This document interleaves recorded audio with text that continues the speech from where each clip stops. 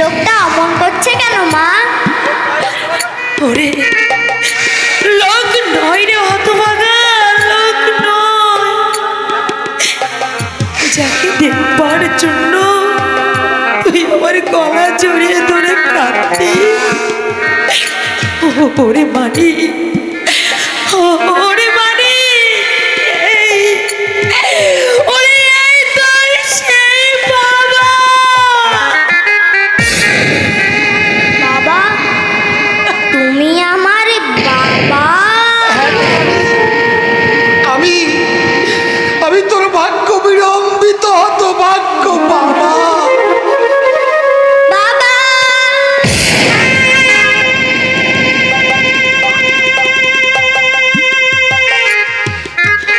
মাকে কতবার প্রশ্ন করেছি, সবার বাবা আছে, আমার কেন বাবা নেই?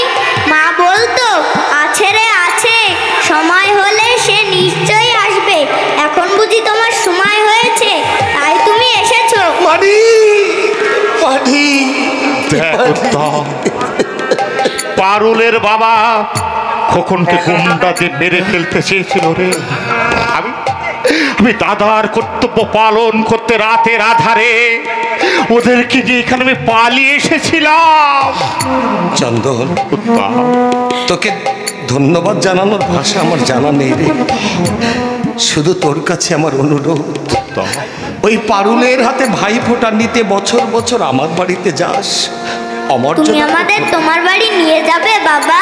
হ্যাঁ রে মানু। এখানকার মতো তোমার বাড়িতে খাওয়া পড়ার কষ্ট হবে না? তুমি খুব বড় লোক না?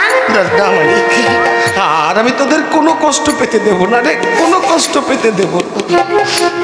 চন্দন, আজ আমি এদের বাড়ি নিয়ে যেতে চাই, তোর কোনো আপত্তি আছে? আপত্তি কিসের রে ভাই? তুই এদেরকে উপযুক্ত মর্যাদা দিয়ে তোদের বাড়িতে নিয়ে যাবি, এ তো বড় আনন্দের কথা। না না, তোমার বাড়িতে আমি কিছুতেই যাব না। তোমার স্ত্রী আছে, সন্তান সন্ততি। পারুল, সন্তানের মুখ আজ আমি প্রথম দেখলাম। পারুল, স্ত্রীর কথা বলছো? দুটো স্ত্রী কি পৃথিবীতে কারো নেই? আমায় তুমি মাফ করো। আমি এইভাবে দুঃখে কষ্টে আমার জীবনটা আমি কাটিয়ে দেব। তোমার সতীনের সংসারে অশান্তির বোঝা হয়ে আমি থাকতে পারবো না। তুমি যাবে না? না, আমি অনুরোধ করছি। আমি রাখতে পারলাম না, আমায় তুমি ক্ষমা করো। আচ্ছা যাও কিনা আমিও দেখছি। খোকন, এসো তো মানে।